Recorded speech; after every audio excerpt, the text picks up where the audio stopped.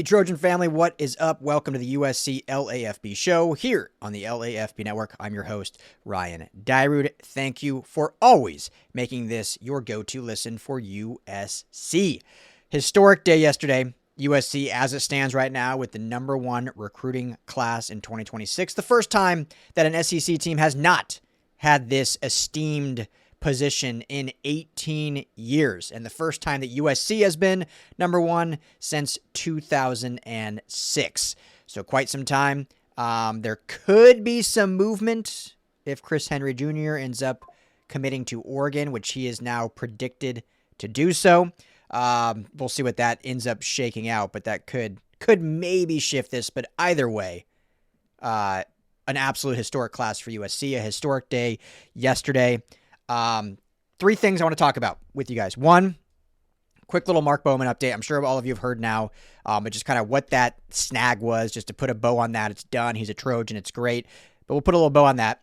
Two, got to give some flowers to some USC coaches who have, because of this cycle, positioned themselves for some accolades as some of the top recruiters in the nation. And three, seeing way too much conversation on social about like downgrading this USC class because of the number of commits. Too many people downplaying that bringing on 35 freshmen is silly, and then too many people just not understanding how metrics and rankings work in terms of different recruiting websites scoring synchronizations and how they elevate teams. So get all that, have some fun, and then get you guys out of here. But first off, with Mark Bowman, so I got to go. I was invited to a special event last night with most of, if not all, I'm trying to think who I didn't see, but most of the California recruits. It was just an event to celebrate all these California kids staying home, having the number one recruiting class at USC. There was a panel of a lot of really esteemed, successful people that kind of spoke to this class about, how to be successful, like how to deal with certain things and whatnot. So it was really cool to see a lot of these recruits there, meet some of the parents. So I was very blessed and privileged to be able to be invited to that. And Mark Bowman was there, showed up along with his, teammates, Caden Dixon-Wyatt, saw Sean Scott. I could go down the list. Trent Mosley, obviously not his teammate, but now his teammate. Trent Mosley was there. Brandon Lockhart, of course, was there. Let me just say, too, Brandon Lockhart is a tall, big corner. I mean, he is built to play now, just size-wise. We'll see what the development looks like, but he has the size going in as a true freshman to play cornerback for USC, which is great to see in terms of just the body type. So really cool event, but Mark Bowman was there. It's, we talked about this before yesterday, but there was kind of two reasons, I guess, why this was delayed. He has come out and said that, just going over the paperwork, his mom wanted to make sure everything was real buttoned up, double checking. There's been kind of reports or rumors that LSU made a late push. It actually was not Oregon. It was Lane Kiffin, who they had already recruited Bowman when he was at Ole Miss, so reached out kind of last minute, maybe threw a big offer at him, which made them, and I've heard from others that, hey, maybe there was some NIL conversation of like, hey, they're offering this, can we get this bumped up, whatever. We'll never know fully what happened. Basically, though, it was just, hey, let's just get the contract dialed up, buttoned up. There was never any fear of him actually flipping. I think it was more of just like, okay, we don't need to, haste into this. Just make sure everything's all dialed in on the contract, on the letter of intent, and everything's just, exactly where both sides want it to be. So everyone freaked out. The crash out was wild. Rightfully so. He's the crown jewel of the class overall when you just look at ranking and what he's going to be in this offense. So I get that, but all is well. He is a Trojan. We don't even have to think about it anymore. Letter is signed. He's happy, thrilled to be a Trojan. He said it was never any doubt that he was going to be a Trojan. It was just, some logistics behind the scenes that had everyone kind of worried. But so that's done. We said it yesterday, but hey, 34 commitments coming into this signing day. All 34 sign. Really no drama. The drama with Bowman was more on the outside than it was actually internally. And then you flip the elite Caden Dixon-Wyatt as well to add to your number one not just recruiting class, but number one wide receiver room in this class for sure. So just an incredible day in that regard. Let's get to some coaches here. Coach Henne, 247 recruiting rankings. Right now, he is third in the country as the, in the top 25 or whatever they do, 24 coaching recruiters. And he's obviously responsible for much in this class. Good on the list: Luke Wafel, Jamin Winfield, Tom, Timote Katuanga, Braden Jones, Andrew Williams, Jake Johnson, had a hand in Malik Brooks. Henne is, I know him fairly well, awesome human being, phenomenal football coach, phenomenal motivator, and a phenomenal recruiter. And I think what makes him such a good recruiter, there's a number of things, and he would probably tell you the same thing, and he's been on our show before when he first got hired on by USC, is, his background. Everyone will point to, well, yeah, he coached Aaron Donald, but who else? Anyone that knows how he's developed guys with the Rams that weren't named Aaron Donald. He had his hand in a lot of other really, really good players that obviously did not reach the Aaron Donald heights, but had really good careers and were able to complement Aaron Donald really well. So he has a great history and resume that resonates with some of these young athletes. Two is the most important, and it's his relationship building. And how much, and you can say this for all these coaches, how much he truly cares about these kids.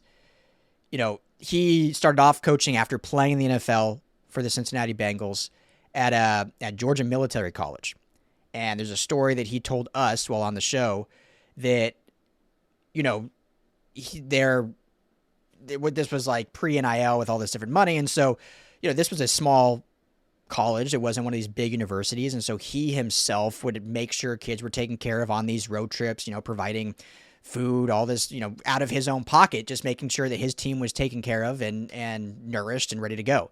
And that's just a very small, minute example of just, how much he truly cares about his players on the field, but more importantly, off the field, and being that kind of father figure in developing these guys as young men. That resonates in recruiting, especially when talking to parents, right? When you're sending your kid off, especially if you're sending him far away, like you are Luke Wafel going across the country, or Jamie and Winfield going from Texas to LA, like you want to know that your son is getting taken care of, not just financially, taken care of in a role model that's going to improve them off the field as much as it's going to improve them on the field. So Henne is one of one.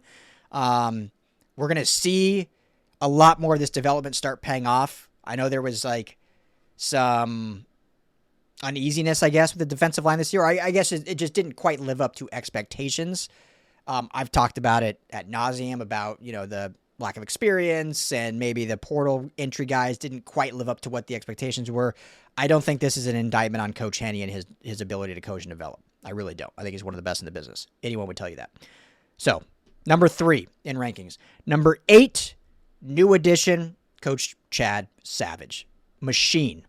We knew when this hire happened last December, when they were able to get him from Colorado State University, that they were getting not just a good coach who they made their tight end and inside receiver coach, but a phenomenal recruiter. Had a footprint already in Southern California. That was his region kind of with Southern California, with Colorado State, So already had a relationship with a lot of high school coaches out here, built a relationship with a lot of players already, and now he's at a program where it's like, oh, well, you already know me, but now I'm coaching at USC. Let's get this done. So he's responsible for Mark Bowman, for Caden Dixon-Wyatt, for Trent Mosley, for Luke Weaver, some just elite talent that he was responsible for getting into USC, and another just phenomenal coach. We've seen the development of that tight end room with Walker Lyons and Lake McCree this year, how much more involved they were. Mekhi Lemon, obviously from the inside. Mekhi Lemon was going to be great anyway. But let's not take away that he is in Chad Savage's room. They work hand in hand together. We saw his craft go from really good to great. And I think, you got to credit Coach Savage for some of that. So number 8 in recruiting rankings. Number 9, no surprise, Coach Zach Hansen. We know already how great he is as a developer, right? First year as USC's O-line coach, all the sweeping changes. You lose a starter and pregnant in the portal. You go get DJ Wingfield to replace him. Oh, guess what? Ineligible, thanks to some ridiculous NCAA and California rule. You shuffle again. You have injuries all year long, and they were one of the much better units in the Big Ten, certainly one of the most improved units in the Big Ten, and now going into a full offseason with these guys coming back, with these new recruiting guys that we all know who he was able to get, Kenai Pepe, Brett Koleje, Cannon Smith, go down the list, Eason Tafa, elite. Zach Hansen is an elite offensive line coach and recruiter. USC's lucky to have him. And then finally in the top rankings, number 12, Doug Belk. And I've always spoken very highly of Doug Belk. Again, I know the secondary was kind of up and down. I've talked a lot about, hey, let's look at the experience these guys had. Let's look at the, guys getting thrown in and out because of injury. Like, there was just a lot of nuances that went on with this season. It was not a knock on coaching and development. Like, there were some coaching mistakes, I'm sure, schematically, whatever. That's a full deep dive you could go, but I don't think this is a lack of being able to develop players between Belk and Trevon Reed. Like, these are two very capable coaches. And he finishes, top 12 in recruiting. Obviously, we know Elbert Hill. We know R.J. Sermons, who reclassified. Brandon Lockhart. Peyton Dyer, a big one from Georgia, who I think is an underrated kid. Joshua Holland, Madden Riordan. Jaden Crowder, the late flip from Santa Margarita they were get. He was committed to Cal. So go on the list. Secondary's in good hands with Doug Belk. So some flowers there.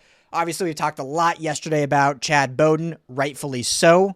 Deserves a ton of flowers, but let's not forget these coaches that are in the trenches too, out on the recruiting trail, often on the phones every single day, building relationships with these kids, keeping them engaged and keeping them committed to USC football. So great day for them. All right. Seen a ton of chatter. Should we address it? Should we not? I don't know, but why not? Let's get into it a little bit. And there's all this, back and forth of, 30. Okay, let's start with this. So first of all, there's people out there like, when you take 35 commits and you look at the average, like, they're actually not the number one class, right? The average is below. Yes, that is how averages work. The more you have, typically the average will be a little lower. That is very basic math. That is what the mean is.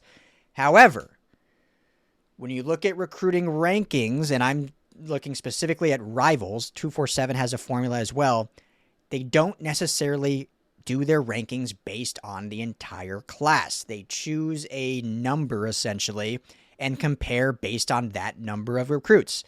It says directly on the top line of their industry ranking football team rankings, average number of commits used in ranking score 19. So they take the top 19 and average those, which puts USC first, meaning USC's top 19 players are better than any other program's top 19 players. So, for anyone trying to make some argument or confused or think that they're number one just because of volume, the ranking literally is not based on the entire amount of the class. And that is not throwing any shade at the other recruits under that 19 level, but that's just how the rankings are based. So there's no leg to stand on using that argument. It's just categorically false. USC's class ranking is based on their top 19 recruits, which are better than every other program's top 19. Now, I said at the top of the show, depending where Chris Henry ends up, if he does end up at Oregon, that could supplant them up in that regard. So, but USC, 22 blue chip players, all the 3 stars we love. We know that there's going to be some great development there. I mean, just go down the list. Eric Gentry was a 3-star player. Jade Mayava was a 3-star player. King Miller was a no-star player. Walk-on. You have to have 5 stars. When you're an elite program, you got to get blue chip players. Have to. But that doesn't mean that you would just ignore the 3 stars. Like, there's some diamonds in the rough out there. And I guarantee you, as I've said before, all these coaches, not just USC, they're not looking at Rivals or 24/7 when they're doing their evaluations. Maybe they use it in some regard, but they're making their own evaluations. Like, they may not believe that Roderick Tizino's a 3-star player. They may not believe Braden Jones should have fallen to 3-star because based on their evaluation, they have him much higher on the board. But just getting that out of the way, it's based on their top 19. So their 19 are better than everyone else. Their 19 blue chippers are better than everyone else. All right. So that's that. Secondly, I see a lot of people like, man, what do you like 35 recruits? What kind of roster building is that? What kind of roster building is that? It's just everyone's going to transfer out. Yada, yada, yada, yada. So 2 points on that. One, we know that once Chad Bowden and his staff was hired, there was going to be a little bit of a tweak in the roster construction and roster management. It had already began before he got here, right? Like Lincoln Riley has said, one of his biggest mistakes was relying too heavily on the portal. So they had already shifted that back in 24 to being more focused on recruiting and high school kids. And Chad has said, I think one of his, was it his quote? I think it was his quote, like, oh man, I can't remember the quote off the top of my head, but basically we're going to emphasize high school recruiting and use the portal to supplement is basically what the quote is. And so we knew there was going to be a little shift. We knew that this was going to be a big class because of kind of implementing the roster they wanted, which means, there's going to be some turnover from previous. But now when you have this larger class, and next year's obviously will be much smaller, you develop within, you create this iron sharpen iron mentality of like, hey, there's only so many spots that can play. And if you're going to lose guys to the portal, I mean, that's just the nature of the beast. But at least the guys that are moving up have been within your program. You're not having to go to the portal every year to bring in new guys because no matter what, guys are going to hit the portal. Whether you have a 20-person class or a 35-person class. No matter what, you're going to have 10 to 15 to 20. All the big programs do. So whenever USC has a high number, go look at Georgia, Texas, Florida, Ohio State. They all are in that 20 to 30 range of guys leaving in the portal. It's just the way the college football is nowadays. So if you're going to lose anyway, you want to have that higher base class that if guys do leave, at least everyone moving up has been in your program longer. It's simple math, simple roster construction, simple numbers. Georgia is probably the staple right now.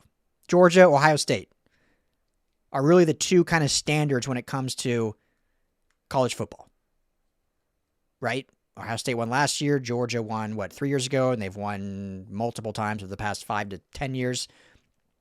You look at Georgia's recruiting, right? This year, 2026, 31 commits. Last year, 28. 2024, 29. 2022, 30. This isn't some novel concept of taking this many. I mean, Georgia does it every year, and USC is not going to do it every year. Like we've said all along, next year is going to be in that 15 to 20 range, much smaller class. But this 35-person 2026 class is the baseline. Now, there's a lot of Oregon fans. Obviously, this is a rivalry, guys. I don't care what anyone says. The chirping back and forth, it's great. Yeah, look at we just have a better roster, this and that. Well, yeah, you also inherited a really good, Mario Cristobal was a great recruiter. You can say what you want as an in-game coach, but he is one of the best recruiters in college football. And Oregon was not in a bad place when he left for Miami. Not taking anything away from Dan Lanning, but he inherited a program that had a really deep roster already. Again, this maybe didn't happen as fast as it should have at USC, but now we're seeing that type of roster construction that happened for Oregon 10 years ago, or whenever Cristobal started there. So, whatever. People are going to talk. It is what it is. I'm just saying to all you Trojan fans, that's the formula, is building this base at 35. Yeah, you're going to lose guys at the portal, but everyone moving up is program guys. You don't have to go and get 10 must-have starters. This year, they're going to get some of that in the portal because of this new philosophy. They're going to have to go to the portal and get kind of, some really key acquisition guys. Next year and moving forward, that won't have to be the case. You only need to add maybe, hey, we need one corner, one D end, and we need one receiver that can start today. All the rest are depth pieces. That's how you build sustainability within a football program. So there you go. There you have it. Thank you all for hanging out. I'll be back later today. We're doing 2-3 videos every day. That's what we do here. USC LAFB, trying to crank this stuff out. As I've mentioned, going to start doing some basketball coverage now that we're really getting into basketball season. Big Ten play for both men and women's. So be on the lookout for that. Bear with me. It's going to be a growing process, really covering basketball for the first time. So we'll see how it goes. But should be fun. Got some news today that Arenas, high-end 5-star player that was obviously hurt. Timeline's looking pretty good, like potential being back in January. I mean, how big would that be for this 8-0 basketball team? Get on the bus. He's building something great. We know the women's team is already fantastic. I mean, they won by 40 against St. Mary's just like 2 nights ago. USC beat Oregon. The men's team beat Oregon just like 2 nights ago. So vibes are high right now at USC. You got the number 1 recruiting class. Things are going absolutely in the right direction. And both basketball programs are trending out, plus all the other USC sports. I mean, Jen Cohen, best AD in the country, the way this athletic department is rolling right now. Exciting times to be a Trojan fan. So exciting times for us here at USC LAFB, and it's because of all you guys. Thank you so much. Thanks for everyone that hung out last night on the call-in show. I know I just dropped in for a little bit, but Tim and Madman killed it as always. A lot of great calls from you guys. If you have not already, please hit that like and subscribe button. Helps us out. Become a member. Get some member perks, some merchandise discounts, free membership over at our forum at LAFBnetwork.com, which you should check out anyway. And appreciate you all. Thank you, family, as always. Fight on. Hey, Trojan family, thank you so much for hanging out and watching the USC LAFB show. Before you go, let me tell you quickly about our friends over at Sleeper. Go right now, download the Sleeper app. It's the number 1 sports app, not just for season-long fantasy, but they've got live pickers, they've got live stat updates, they've got a chat that you can chat with other users, plus the daily pick'em, which is a blast, or daily fantasy, whatever you want to call it. You go and pick 2 to 8 players across any sports. If you're talking USC, go choose J.D. Mayava in his next matchup. Pick more or less passing yards, more or less touchdowns. You stack those, and you can win real money. When you go to make your first deposit, make sure you use our promo code USC LAFB. You're going to get a match deposit up to $100. Put in $100, you get $100 free to play with from Sleeper. Put in $10, they'll match you that $10. So now you're sitting at $20 to play with. But also right now, for any new users, no deposit required. You get $20 free entry. You can stack both. You can get the $20 for free. Go make a deposit. Use USC LAFB. And now you've got a bunch of free money to play with right there on the Sleeper app. Check it out, Trojan family. And when you do, tell them the guys at the USC LAFB sent you.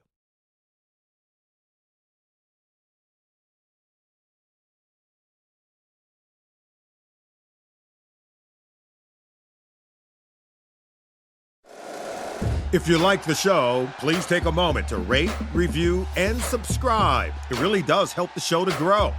Thank you for listening.